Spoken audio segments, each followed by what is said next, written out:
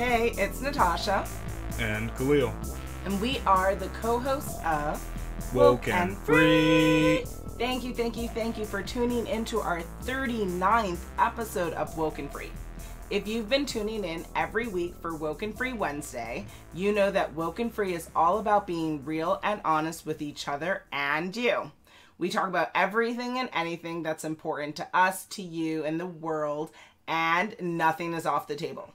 In this episode, we're talking all about America and the status of kind of what's going on with bullies. And before we dive deep into that subject, we have a couple of ground rules to cover. First, have you subscribed to WokeNFree on iTunes, TuneIn, Stitcher, Google Play, YouTube, SoundCloud, and iHeartRadio? If not, please do. We greatly appreciate your support. Second, have you shared an episode with a friend or family member? If not, you can totally share this episode, and also feel free to share away for all our other episodes that you really enjoyed. And of course, we are very active on social media. Please feel free to holler at us on Facebook, Instagram, and Twitter at WokeNFree.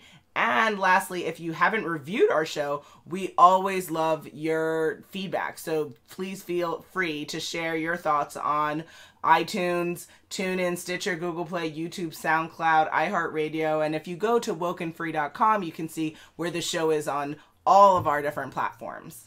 Each week, we like to share a little bit about us before we dive into the topic for the episode. Last week, we shared what are the music types in our favorite playlists. This week, we're going to keep with the theme, and we're going to share which music medium is our favorite form. Oh, interesting. I guess I would say I still really like CDs. I mean, I know it's like 2018. Who the hell is using a CD? But, you know, I'm still the girl who dreams of doing like road trips and stuff like that. And listen, my car, I like a CD as well as I like the digital. But how about you? So there's no other reason for the CD, like quality or anything? It's just, you just like having a physical thing in your hand, or? I do like the quality too, but there's something about the physicality. It's the same reason why like I still love reading books as well as ebooks, but I still love a good just book in your hand, just the physicality. Okay. Well, mine is, of course, the infamous MP3. So I know some people love to hate it, but it's like the smallest form that you can get of a digital audio file. So to me, it's the way to go, and still retain some quality. So it's not as great as a CD. I mean, you can get pretty close, but it's all about like having the music when you need it. CDs, you're not going to have it always on your person. So what are you supposed to do when you want to listen to some jams real quick? That's what I like about the MP3. You can have like tons of them stored, and to me, if it's at least 192 kilobits per second, then I'm good. It's like way too much technical information right now. Oh, okay. I know some people would be mad about that. They're looking for the 320, but 192 is bearable. Like, I don't need it to be like the best like format ever, like FLAC. Gotcha. Like some people like FLAC, where it's lossless, and I would do that, but we need more space, I would say.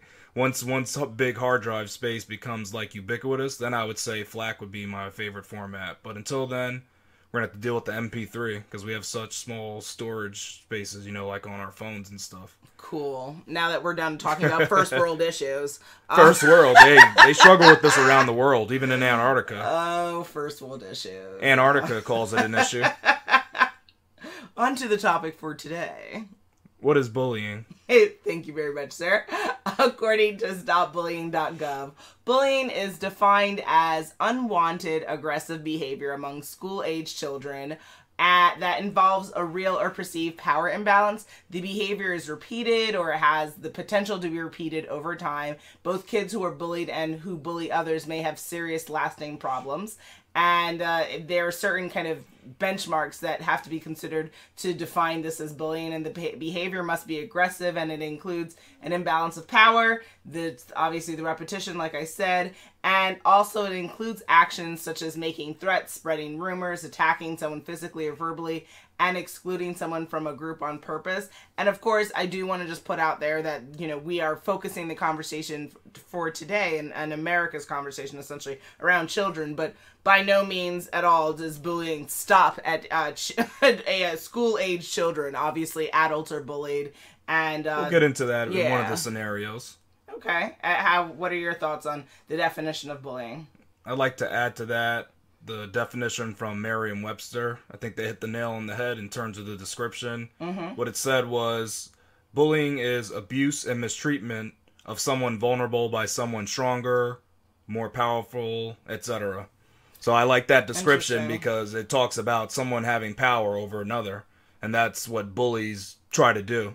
But see, the funny thing about that definition is the bullier is typically not someone who's stronger or more powerful, just someone who's more pervasive, I think. Because what's the classic phrase? Hurt people hurt. Yeah. So obviously someone who's bullying is not probably... They're strong enough to go ahead and do the bullying. They're, they have enough nerve, I would say.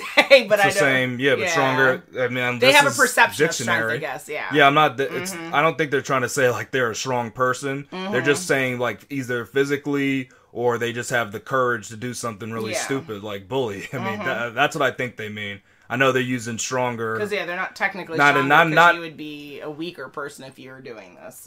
Well, on the inside, you're weaker, but you might be physically buff. I mean, you could be a bodybuilder doing it. Could be the big guy and the kid do it. Yeah, sometimes it is that. It's that popular quarterback that's doing it. So that's probably what they're trying to get at. Powerful means, I guess, that they're able to just go ahead and, like I said, bully. And they get the nerve to actually do it. Yeah, I see a bully as someone who's deeply troubled on the inside, and it's like a cry for help, and their only cry that they can make is a violent and disturbed cry. It's not like, please help me. It's someone who's like turned that plea into someone who's like, oh my gosh, I'm so angry this is happening to me, so I'm going to take this out on someone who looks like they can't fight. And it seems like a overall just like losing proposition. Yeah, I think, that's usually the case. When it comes to bullying, do you think there are different, like, forms of it? I can think of a few. The first one is online harassment or cyberbullying. That's people just going online and maybe talking crap about somebody or giving comments that aren't really needed or just plain out lying about images they see of people and just bugging someone online. Another one... Now this one, well actually, I mean, it could apply to kids too, but it applies to adults, and it's called revenge porn. And this is actually covered by a law in the UK, and that law says the act makes it a criminal offense for a person to disclose a private sexual photograph or film if the disclosure is made A, without the consent of the individual who appears, and B, with the intention of causing that individual distress. So these teens sending around these, like, these, what do they call those nudies? I don't know what they call them. I don't think women have that. Like, I don't have that kind of stuff. They're sending around their private parts, we'll say. That if you send that around, people can use that against you later on when you break up with them, and then that would be a form of revenge porn. Good job, madam. And then the last one I think of is like continuous assault, so physical assault, like picking on somebody and like harassing them physically, hurting them, things like pushing them around when you see them in the hallway. That's assault. It's so sad that we're laughing while discussing it's a very serious topic, but it's true. Like it's well, you know what it is? It's kind of amusing the different ways that human beings find to completely destroy other people or to at least attempt to. And bullying is definitely the number one with a bullet there. Again, according to stopbullying.gov, they define like 3 main types of bullying. First, they say there's verbal bullying, which is anything that is said or written, and it includes anything from teasing, name-calling, inappropriate sexual comments, taunting, threatening to cause harm. Then there's also social bullying, which is referred to as relational bullying, and that involves hurting someone's reputation or relationship, so similar to what you're saying. Social bullying includes leaving someone out on purpose, telling other children not to be friends with someone, spreading rumors about someone, embarrassing someone in public.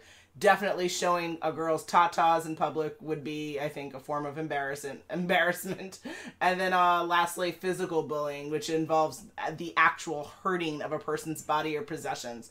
So you're talking about hitting, kicking, punching, spitting, tripping, pushing, taking or breaking someone's things, making mean or rude hand gestures.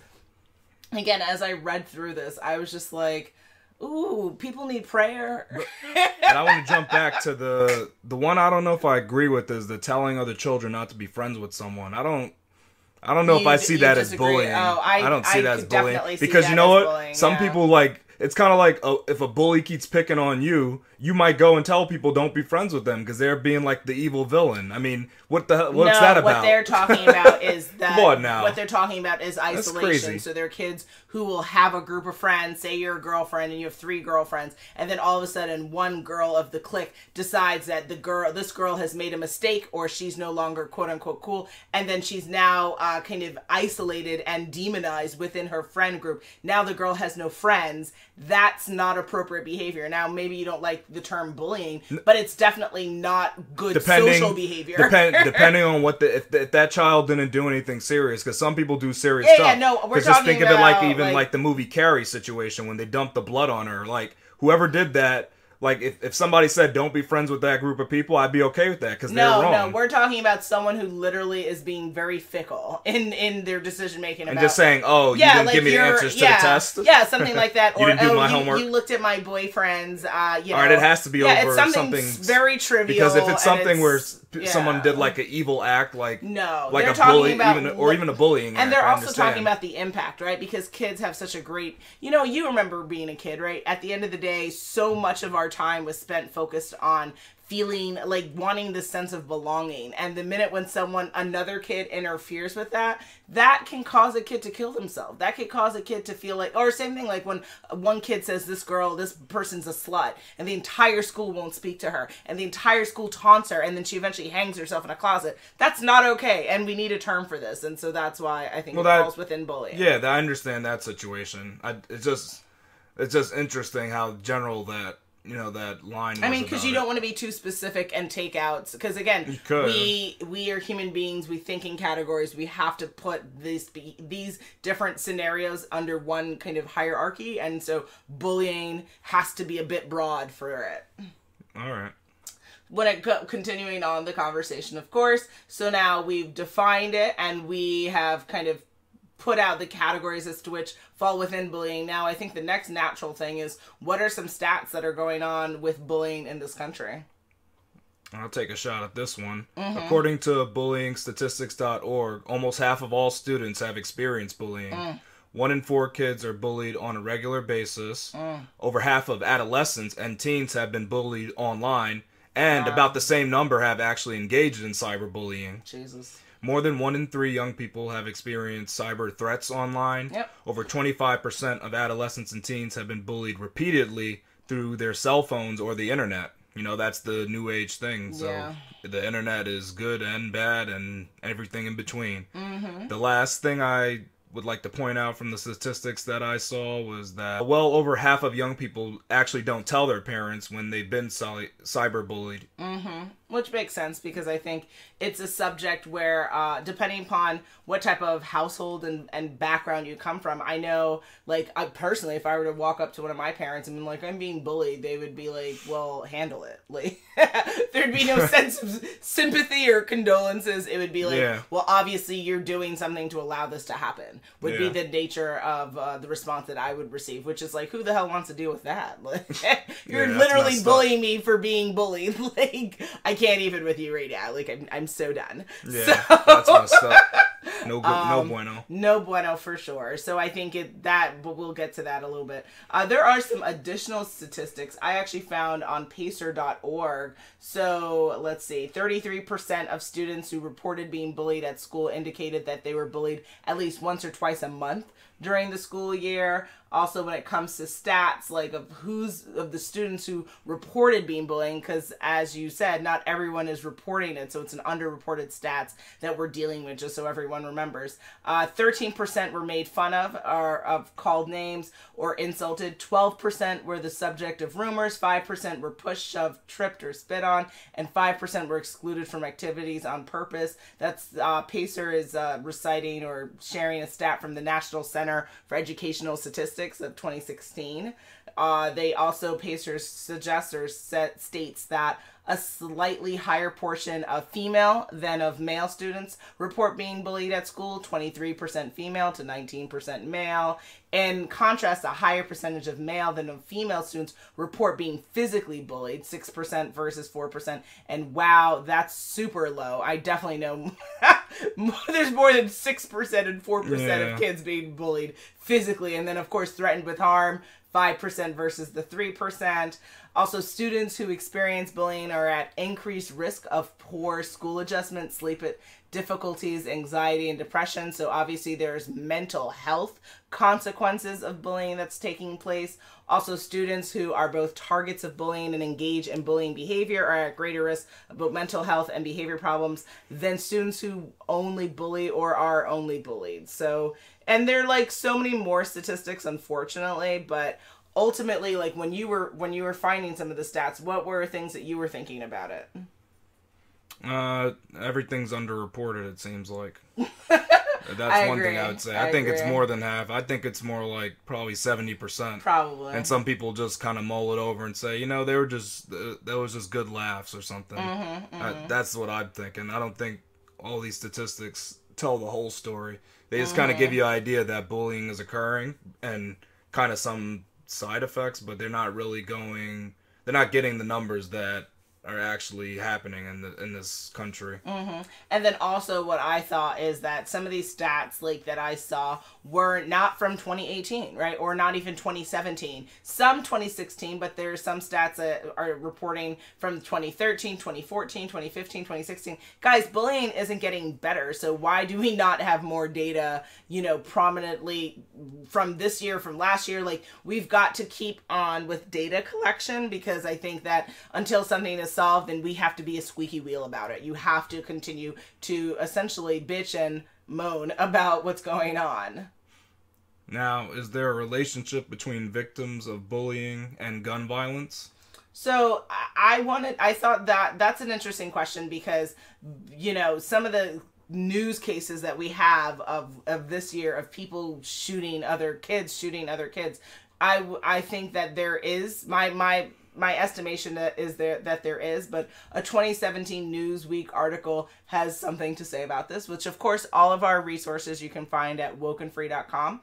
And in Newsweek, they said that we found that bullied students were 3 times more likely to report that they could get access to a loaded gun compared to their non-bullied peers. Those who experienced only traditional bullying were 2 times more likely. Students reporting only cyberbullying were 3 times more likely, and students who experienced both types of bullying were 6 times more likely. The results of the study do not indicate that bullying necessarily causes access to loaded guns, nor do they suggest that gun access necessarily leads to bullying. Instead, these findings indicate that youth who are bullied tend to also have greater access to loaded guns, which may leave them at especially high risk of self-inflicted injury and perpetration of interpersonal violence. And that there's some... Whoa. Now that, I know that would be disputed by a lot of people. That study is kind of... Well, you know what I think the studying is saying is that if you put someone against a wall, what is the likelihood that person will lash out, right, with guns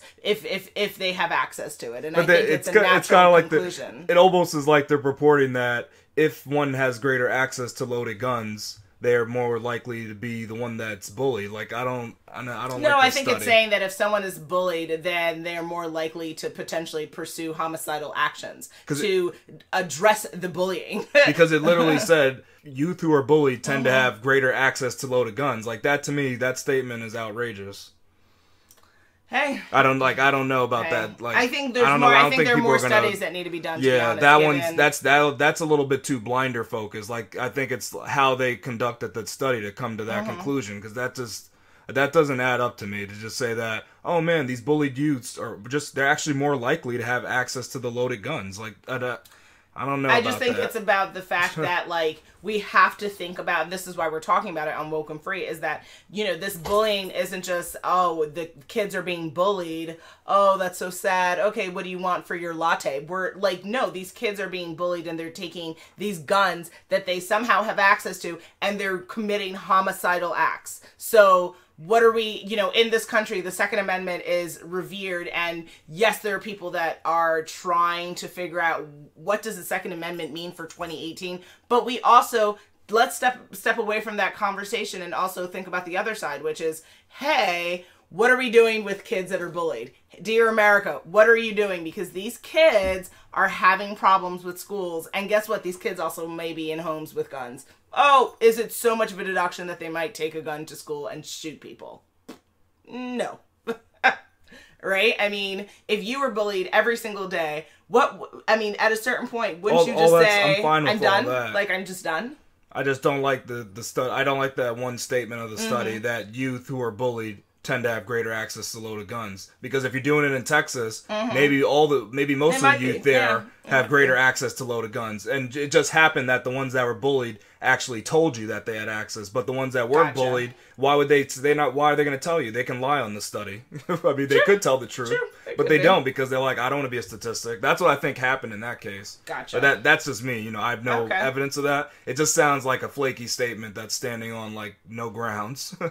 Hey man, more studies are needed. I think ultimately. Let me see 100 studies from 50 different states that shows that. Then they've got a case. I know they didn't get 100 different studies, like specific individual studies that show that. That was one study done on whatever demographics that they chose. Unfortunately, I think if nothing is done, we will we continue need to research have this, like more you said. kids We need more data. killing other children, and we will eventually get the research. People will eventually come around. We need a lot more research. People in this country seem to like to be reactive as opposed to proactive. So, yeah.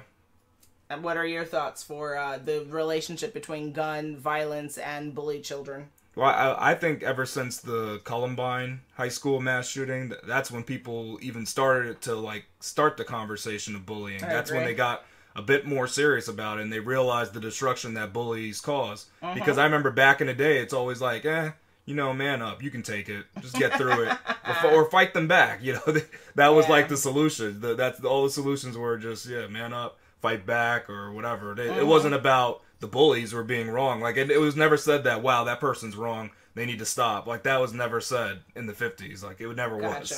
Even when we were growing up, bullies were acceptable. But once that mass shooting happened, the conversation was like, wait a minute, changed in this country. Yeah, bullying might not be so great. It might actually cause people to get drastic. Though, like to only start to have a conversation when you have mass death. I just think that that's so depressing.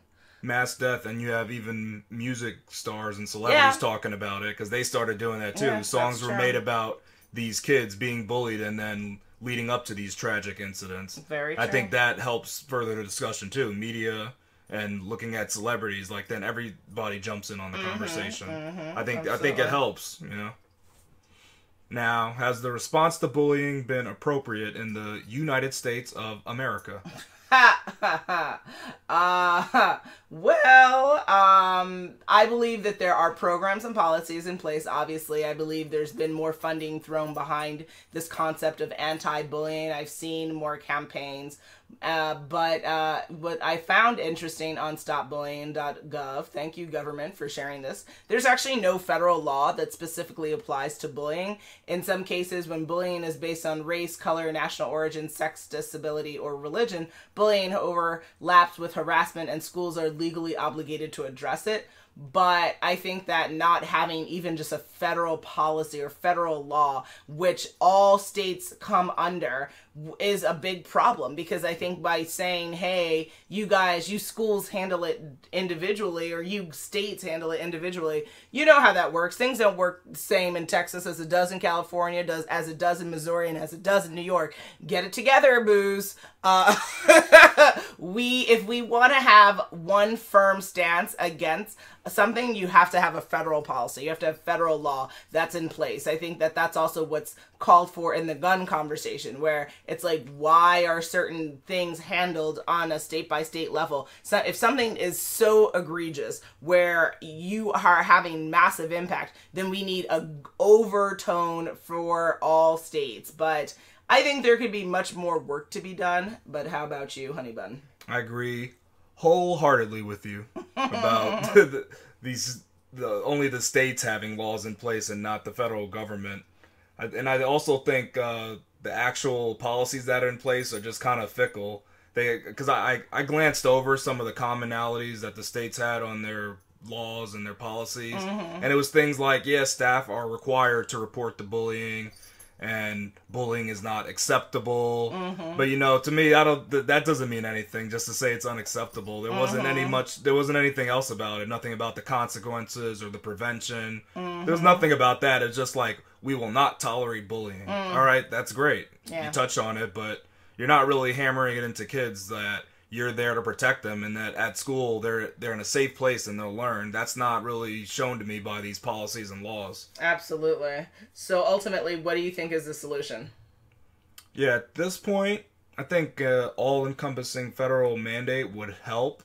It'd help the state laws be all at the same level. And it can include things like this. One thing would be maybe classes, so that we have health class, but what about like a anti-bullying class? Exactly. You explain what it is and why bullies do what they do. What are the consequences of bullying?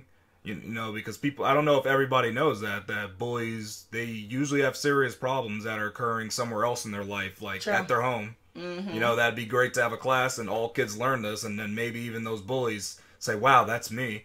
And they learn that, hey, you can come and approach the teacher and talk about some of these, personal matters that you're having, and not bully people instead. Another thing I would do would be to actually award students for reporting bullies. Yep. Yes, I know it could be looked at as like pro-snitching rules, but to me, it's more acceptable to point it out, the bullying, than to be like, hey, stop snitching. No, snitch. I tell you that all the time. Especially when it comes to this bullying. Is a necessity in life. Yeah, sometimes you gotta, you gotta think about it. Like, listen, we're not the greater good, mafia. Right? What the hell are you talking about? It's the greater good. Yeah, absolutely. It's all for the greater good. Absolutely. I know people often don't want to get involved, or they feel wrong for reporting on foul things they see, but incentivizing it would make, it helps schools pinpoint all these bullies before it gets out of hand and causes the victims to actually do like drastic things. Absolutely. Okay, so for mine, I definitely concur with a lot of the policies that you put into place. To add to it, essentially, I would also say, when you're talking about the classes, I also thought about even teachers, because there's some teachers who say, bullying is bad, but they are part of the problem. So I would actually say that there's education needed on the student level, on the teacher level, on the administration level, as well as actually on the family level. Because like I mentioned earlier, I'm sure I'm not the only person who felt like they grew up in a household where bullying would have been like scoffed at. And that's not the proper response to deal with, because I am a victim of bullying myself, and it wasn't necessarily maybe handled the greatest. And I personally feel like families are not equipped to deal with modern day children issues, because our parents and our grandparents and our aunts and uncles and whatever are from different generations where this type of negative behavior wasn't even called bullying. It was just called life. And so you need to reprogram and reverse engineer bullshit with people. And so I think that having this training and ongoing training, and having it on online access, and having in-person workshops, and having it at schools and conferences, and having it available for everyone, no matter what socioeconomic status you're in, would definitely help. Also, I would say I completely agree with you about their incentivizing thing. Actually, I thought of having like a kid reporting app, right? So like, you know, now with what's happening with brown and black people in this country, aka always been happening, just now it's being recorded, that I would have some type of kid reporting app where even if they felt like not okay with verbalizing that they're witnessing bullying, that they could take out their phone and just press a button and it would go into kind of a live stream national feed where all of a sudden you're not safe to be bullied, to be bullying anymore, because people are like, careful with that national feed thing. Careful with that. I mean, I know Big Brother and all of those issues, privacy but laws. Ultimately, what is more important? Is it the privacy of our children being bullied, or is it the bullied children? We have to figure out what's more important. And if we say, oh, privacy is more important, then you're saying, cool. Then are you now, because is now that person reporting and putting it on national, are they now bullying the bully? No, what I think they're doing is they're indicating scenarios that need to be addressed, right? And I think that if you witness someone calling someone a name, if you witness someone pushing another child, if you witness someone slut shaming and any of that stuff, how can we capture this information and make sure it's seen beyond just a teacher who might just disregard it? Because you know we have that. It's called World Star, it's called YouTube, it's called Facebook. People actually, they post these things online. They post people being bullied. That's super common. But is it in one, see how you just mentioned multiple spots? Maybe it needs to be one unified spot where everyone knows bulliers will be identified here, that it will not be tolerated, and that, but I don't know. I mean, that's one suggestion. Yeah. It's a suggestion. Just a suggestion. Also, you mentioned, again, when celebrities get involved, listen, we are such a, superficial society where, when celebrities say something, then people want to say, oh my gosh, this is like an issue. Yep. Okay, cool. Well, we need to get more social media campaigns going, and if it involves having to be led by all celebrities, I'm pretty sure most celebrities were bullied at some point in their life. They all have a story. Their Me Too is coming when it comes to bullying. They need to get on the airwaves and they need to share their stories and get the conversation quote unquote relevant for everyone. Also, I suggested, and this actually comes from the conversation we had with Faith Costa about counseling, right? Like, we need to also remember that kids may or may not feel comfortable talking to their parents or people in their household, but maybe they could feel comfortable talking to a counselor, maybe in an app, right? Maybe they don't have to go anywhere. We've got to make services available for all people of all backgrounds, not just people who are wealthy or people in the middle class, even though the middle class is dying. I'm ranting. All right. And then just, again, I mentioned it earlier, ongoing surveys. We've got to continue with data collection. Until this is solved, we cannot just be like, oh, they'll make it. It's okay. All right. That's a lot of little points, the government could take listen, and you gave them some solution to this national problem. Dear America, please listen. This is America. Somebody said it. Right? Oh, indeed, indeed. Oh, boy. Well, here we go. Here we go. It is scenario time. Scenario 1. Chadwick is a high school sophomore who loves to fly his mid-sized drone by the school track. He already got the approval that it's okay from Mrs. Azikiwe. For the last couple of weeks, though, a few of his chess friends have joined him to watch, including you. One day, a group of older seniors come by and ask to participate. Chadwick doesn't know them, so he politely declines. They then proceed to take the controller from him, and one of them actually crashes the drone through the school window. The student throws the controller to the floor and tells no one to say a word. When they leave, Chadwick tells everyone, don't worry, and that he'll take all the blame. Do you go behind Chadwick and tell the true story to a staff member, or do you comply with the senior student who destroyed the drone and broke the school window? Okay. Interesting name choices, sir. So I, Wakanda forever, really, always. I would say that, despite Chadwick wanting to take the blame for this scenario, he's obviously not in his right mind, because he is behaving in a way that says essentially that he deserves to have had his property taken and destroyed by others, and that we should listen to I don't even want to call it advice, the declaration by the senior student. Demand or command. The command by the senior student that, no one speak of this kind of thing. That's nonsense. If you never stand up for yourself, then you can never expect for people to stand up for you. And sometimes even when you're struggling to stand up for yourself, if these other people, if I'm his friend, then being a true friend is to help him see the error of his ways. So I would go behind his back and I would tell administrators that it was not his fault, and I would clearly take a picture of the senior student from the yearbook and say, this fool did it. And wow. And I would snitch proudly with my excitement, fully happy to rectify Chadwick's situation, since Chadwick is clearly not willing to deal with it because he didn't take his Black Panther purple fruit stuff. Wow. See the movie, guys. Okay. Black Panther. All right. What would you do? Well, so as soon as that student left, I would catch him right in the parking lot. Snuff! You so Queens. You are so Queens all day, every day. I can't even. I'm joking. Nah, definitely. I would just laugh. I mean, I don't even know if you get out of earshot. I'd start laughing because I'm like, you guys, I'm gonna say what he did. I would tell everybody, like, I'm saying what he did. Like, we all saw that. Like, too many witnesses. Are you kidding me? Yeah. I mean, he might get out of earshot. I don't care if he'd even hear me, because it's like, that's crazy. You can't just break somebody's stuff and then have them take the blame. I'm not gonna go. Yeah, I'm not going nuts for that. So I would let everybody there know, like, yeah, we're gonna, I'm gonna report this, even if you guys aren't. I'm gonna say who did it. So I'm not gonna be like you and sneak behind Chadwick's back. I'm just gonna let everybody know I'm telling the truth.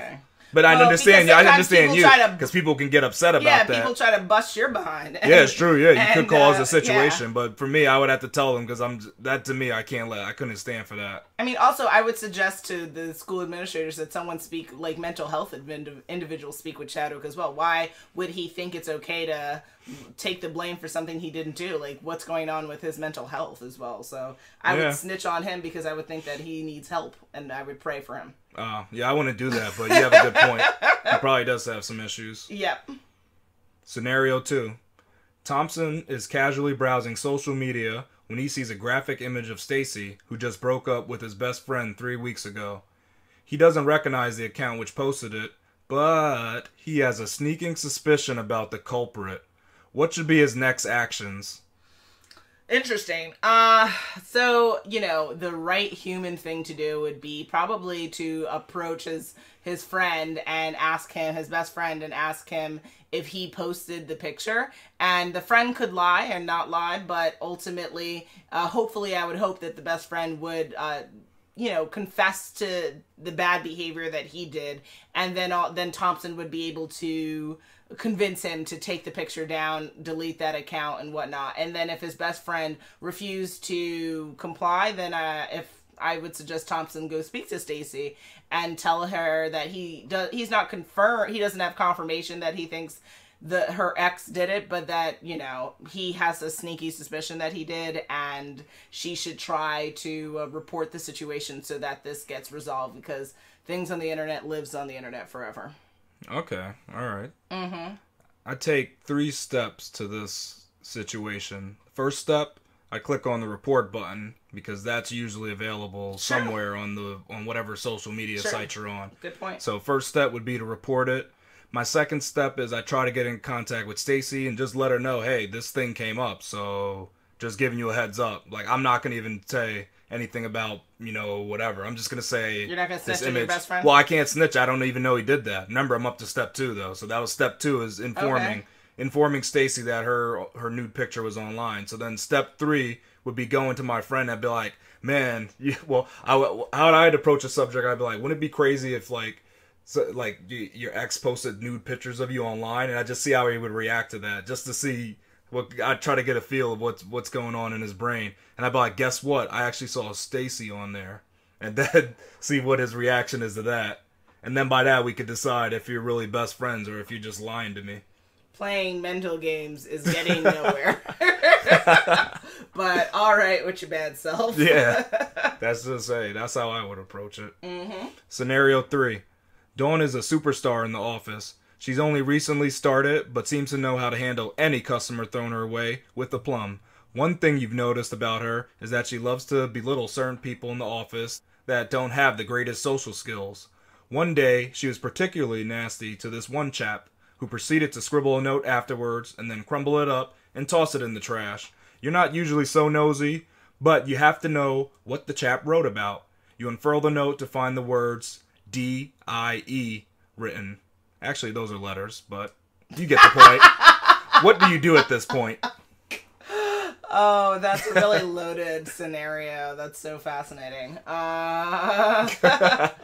I mean, you know, I don't necessarily know. I mean, some could interpret that DIE written as a declaration for the nasty person in the office, pissing off the coworker. But it could also be like a declaration for herself, saying she's like fed up and she wishes she would die and not have to deal with this nasty coworker. So, you know, it's not something that you could necessarily report on. I would say the best advice would probably, I mean, the problem is no matter what you're going to cause will come off as weird, because you would have to kind of, I mean, well, what you could do is you could approach the coworker who's struggling, obviously, and just kind of just check in with her, just, hey, girl, how are you? I like your sweater, you know, and then just check in with her and see how she's doing, and then she could be like, this chick, right? And then you could just hopefully give her advice, but not reveal to her that you're like the person who's going through other people's trash. That's like slightly depressing. But and you know, you should be able to probably get the words out of her if you immediately kind of go up to her after this whole situation happened. And then also you could actually approach the person who, you know, thinks her shit don't stink and be like, hey there, how are you? Do you want coffee? And and you could be like, you know, what's going on, girlie? I just, you know, I heard some stuff. And try to see if you could make some sense about her behavior. And then also, if you see fit, kind of like a similar scenario earlier mentioned, maybe going over to HR and, hey, HR, and just saying these are some of the behaviors that you're observing, and maybe also HR could then take it upon themselves to have like an employee sensitivity training day, like some companies we know had to implement, and make sure that everyone in the office knows that they need to read their handbook. And in the handbook, it definitely probably says, and if it doesn't, they need to update the handbook about bullying in the office, and, you know, how to kind of get your point across without making people want to die. How about you? Yeah, I'd report on the person that wrote that, because I don't want that person to go postal and just, you know, take us all out. So I'd report on that person. I wouldn't have mentioned the Dawn thing, to be honest, that Dawn was picking on them. I let the supervisor and that person explain why they wrote those words. All I would say is, I found this and that person wrote that. That's all I would say. So when the HR person asks where you found it, what would you say? What would you say, sir? Well, I'd report it anonymous. I'd have to be anonymous, of course. That's the only way I'd do it. So that I wouldn't reply to that. Get your life together. So I drop an anonymous tip that I found. Good to know that I need to watch what I'm putting in my trash now, sir. You're that person. I can't with you. This situation made sense, because you're not usually nosy, but if you see somebody getting destroyed and they write a note and then crumble it up and throw it out, you know there's something juicy on that note. You notice something real juicy. Too much soap opera exposure, sir. Too much. Hey, this is a scenario. I don't know where these come from. Prayer. I tell you, people need to pray. We are at that time again. It is the coming of the end of our 39th episode of WokeNFree. Really, we had to kill cats to make that sound? No, just our cat. Oh, poor Kit. He loved it. Poor Kit. So this was quite the episode, talking all about the bullying crisis in America. And I hope for everyone listening who has either been bullied or is in the moment of bullying, that they take some time to think about what's going on. And if you are a parent and you have children and maybe you don't feel like you've address the issue enough, please do take the time to do so, because this episode we wanted to talk about because, you know, it's definitely something we both, you said you've dealt with bullying, right? As a kid? Yeah, I've been bullied. Yeah, we both have been bullied, so it's definitely something near and dear to our hearts, and we personally, we would like to see something happen in this country so that kids continue to not feel that, like, there's no end to this. So that's our PSA for that. And moving on, as per usual, I always ask the question, you know the answer. Will I leave you hanging for what our next episode will be all about? On our next episode, we will be talking about mindshare. So make sure you follow us on social media to follow along in the conversation, and make sure you tune in next week for WokeNFree Wednesday to join the conversation at WokeNFree.com.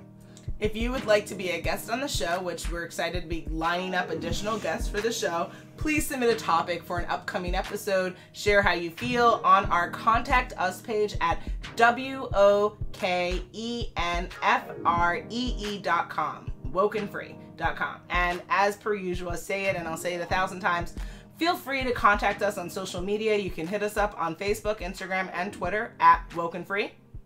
If you didn't already subscribe, please do. Share the episode, and make sure you come back to join the conversation every Wednesday for WokeNFree Wednesday. Till next time, WokeNFree Nation.